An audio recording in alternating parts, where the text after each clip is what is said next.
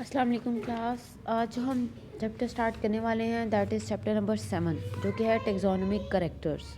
Chapter number 6। तो chapter number 6 भी आपके कोर्स में शामिल है, लेकिन वो मैं पढ़ाऊँगी नहीं, वो आपने खुद पढ़ना है। लेकिन अभी नहीं पढ़ना, जब हम चैप्टर 8, 9 और 10 को पढ़ लेंगे तो चैप्टर 6 जो है वो इसकी समरी है, वो आपने तभी पढ़ना है जब हम अगले तीनों चैप्टर्स को पढ़ लेंगे, तो आपको फिर ये चैप्टर समझ में आएगा, देन आपने इसको पढ़ना है। फ़िलहाल के लिए हम चैप्टर नंबर 7 स्टार्ट करेंगे, जो कि है टेक्सोनोमिक करेक्टर्स। अब चैप्टर नंबर 7 जो है वो टेक्सोनोमिक करेक्टर को बता रहा है। तो करेक्टर क्या होता है? करेक्टर एक ट्रूली सिस्टमेटिक वर्ड नहीं है। करेक्टर से मुराद इंडिविजुअल का करेक्टर होता है, जैसे इस पर्सन का करेक्टर कैसा है, आप तब भी इसको रिकॉग्नाइज कह सकते हैं। इसके अलावा जो अल्फ़ाबेट्स होते हैं ABCD, वो भी करेक्टर्स कहलाते हैं। तो ये एक ट्रूली वर्ड सिस्टमेटिक वर्ड नहीं है। टेक्सोनोमिक करेक्टर, अगर हम टेक्सोनोमिकली बात करें तो टेक्सोनोमिक करेक्टर एक ऐसा करेक्टर होता है जिससे टेक्सोन का एक मेंबर जो है वो दूसरे मेंबर से डिफ्रेंशिएट किया जा सके। ठीक है, तो ये करेक्टर टेक्सोनोमिक करेक्टर होता है। You can say any attribute of an organism on the basis of which it can differentiate from the other organism। तो ये क्या होगा? ये करेक्टर होगा। लेकिन टेक्सोनोमिक करेक्टर में ये ज़रूरी है कि आप जो ये करेक्टर की इतनी इंपॉर्टेंस होनी चाहिए कि इस करेक्टर की बेस पर आप एक जो टेक्सोन है उसको दूसरे टेक्सोन से डिफ्रेंशिएट कर सकें। तो ये जो अब कुछ ऐसे करेक्टर्स होते हैं जो कि डिफ्रेंशिएट कर रहे होते हैं विद इन दी स्पीशीज़, जैसे कि फ़ीना, मेल और फीमेल में जो डिफरेंसेस हो गए, ये इनके करेक्टर्स जो हो गए, या फिर इसी तरह के एज वाइज सीजनल वेरिएशन की वजह से जो करेक्टर डेवलप हो गए या जो करेक्टर हाइड हो गए, ये करेक्टर टेक्सोनोमिक करेक्टर्स नहीं है, क्योंकि ये करेक्टर जो है वो विद इन टेक्सा पाए जाते हैं। लेकिन हमारे लिए टेक्सोनोमिक करेक्टर कौन से करेक्टर्स होंगे? जो कि हमें डिफ्रेंशिएट करने में हेल्प करेंगे। ठीक हो गया? या यूनाइट करने में किसी फीचर को हेल्प करेंगे, जैसे कि vertebral column is a taxonomic character, जो कि सब के सब वर्टिब्रेट्स को कंबाइन कर रहा है और उनको नॉन वर्टिब्रेट से अलग कर रहा है। ठीक हो गया? क्योंकि करेक्टर जो है, जैसे मैंने आपको बताया, इसी तरह से एक वर्ड है करेक्टर स्टेट। अब करेक्टर स्टेट क्या है? करेक्टर स्टेट जो है वो करेक्टर की वो हालत है जिस पर ये दूसरे टेक्सोन से डिफ्रेंशिएट किया जा सके। For example, birds have feathers, लेकिन कुछ बर्ड के फीदर जो है उनमें डिफरेंट कलर होता है। तो अब ये इन फीदर का कलर जो है वो करेक्टर स्टेट होगी।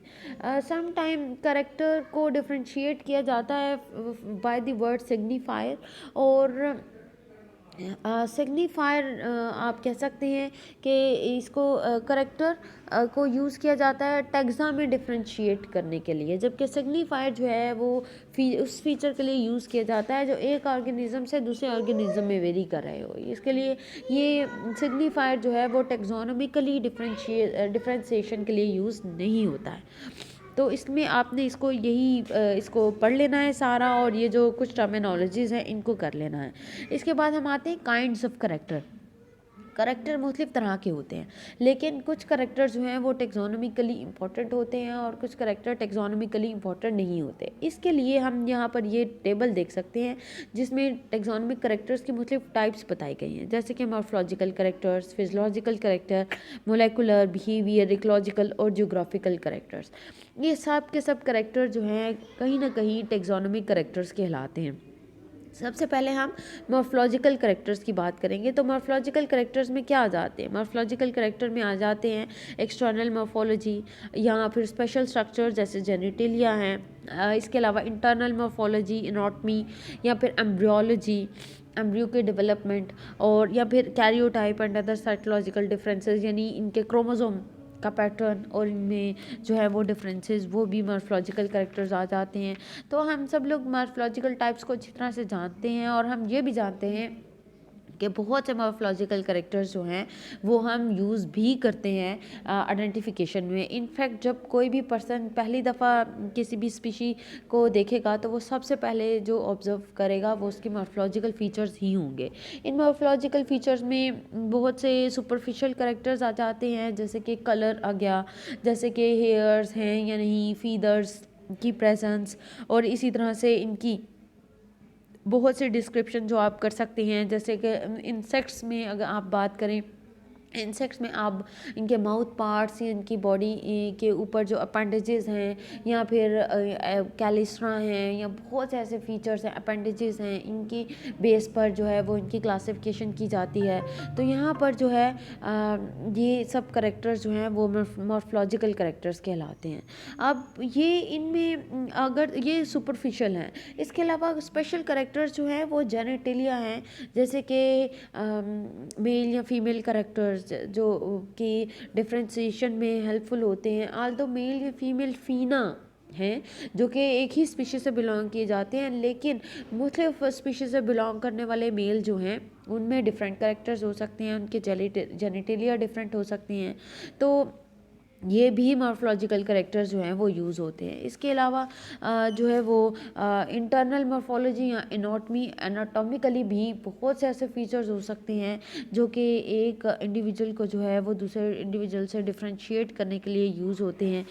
इसमें टीथ अरेंजमेंट आ जाती है या टीथ का इंटरनल मॉर्फोलॉजी आ जाता है या फिर आर्टरीज़ की अरेंजमेंट आ जाती है। फिर और बहुत से ऐसे फीचर्स हैं जिनको हम जो है जो एनाटॉमिकली यूज़ कर सकते हैं। एम्ब्रियो की डेवलपमेंट जो है वो भी एक बहुत क्रूशल और इम्पॉर्टेंट आप कह सकते हैं स्टेज होती है जिससे आप डिफ्रेंशिएट कर सकते हो। जैसे कि मेटामॉर्फोसिस, मुख्तलिफ इंसेक्ट के मुख्तलिफ ग्रुप जो हैं उनमें मेटामॉर्फोसिस का वे अलग अलग होता है, तो इससे आप डिफ्रेंशिएट कर सकते हो।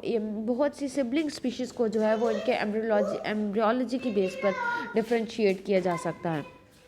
तो लार्वल करेक्टर्स जो हैं वो बहुत इंपॉर्टेंट रहे हैं about the classification every time. तो इसके बाद जो है वो कैरियोटाइप आ जाती है या जेनेटिक करेक्टर्स आ जाते हैं, जिनमें जेनेटिक करेक्टर में एक करेक्टर स्टेरिलिटी भी है, जैसे कि क्लोजली रिलेटेड स्पीशीज़ को आप जब क्रॉसिंग करते हैं तो उसके नतीजे में हाइब्रिड प्रोड्यूस होते हैं, यानी वो इनफर्टाइल ऑर्गेनिज्म प्रोड्यूस होते हैं, जिससे आपके पास एक एवेलुएशन होती है कि ये ऑर्गेनिज्म जो हैं ये स्टेराइल है और ये एक ही स्पीशीज से बिलोंग नहीं करते हैं। क्रोमोसोम, ये कैरियोटाइप अरेंजमेंट जो है इसमें क्रोमोसोम नंबर भी आ जाता है और क्रोमोसोम जो है इनकी कैरियोटाइप भी आ जाती है। क्रोमोसोम का एक इम्पॉर्टेंट फिनोमेना फ्यूजन या फिशन भी है, तो इससे आप जो है वो अंदाज़ा लगा सकते हो कि एक और बहुत इम्पॉर्टेंट फीचर क्रोमोसोम में एक्रोसेंट्रिक और मेटासेंट्रिक क्रोमोसोम का नंबर है या इनकी रेशो है। ये रेशो, इस रेशो के ज़रिए जो है वो आप एवेलुएट कर सकते हो कि ये अगर ये रेशो डिफरेंट है डिफरेंट ऑर्गेनिज्म में, तो आप इससे इनको इनके मतलब स्पीशी के होने का जो है वो अंदाज़ा लगा सकते हो। या पोलीप्लॉइड स्पीशीज़ जो होती हैं उनको भी आप ये इनके कैरियोटाइप से ही आइडेंटिफाई कर सकते हो। फिजियोलॉजिकल करेक्टर में मेटाबॉलिक फैक्टर्स आते हैं, बॉडी सिक्रीशंस आती हैं, जेनिक स्टेरिलिटी फैक्टर्स आते हैं, तो इसमें भी जो है वो एंजाइम्स आ जाते हैं या उनका फिजियोलॉजिकल रेट, मेटाबॉलिक रेट अलग अलग होता है। मुख्तलिफ प्रोसेसेस जो हैं, इसी तरह से इनके ग्रोथ कांस्टेंट, टेम्परेचर टॉलरेंसेस और बहुत से और फैक्टर, यानी मुख्तलिफ स्पीशीज से बिलोंग करने वाले ऑर्गेनिज्म जो हैं उनके लिए टेम्परेचर को टॉलरेट करने का क्राइटेरिया डिफरेंट होता है या फिर उनके ग्रोथ कांस्टेंट्स डिफरेंट होते हैं। तो ये जो है वो इस तरह से आप इनको एवेलुएट कर सकते हो कि ये ऑर्गेनिजम्स जो हैं वो डिफरेंट स्पीशीज से बिलोंग करते हैं। नेक्स्ट हम मोलेकुलर करेक्टर्स को स्टार्ट करेंगे। आपने सबको अच्छी तरह से पढ़ लेना है, उनके पॉइंट्स हाईलाइट कर लेना है।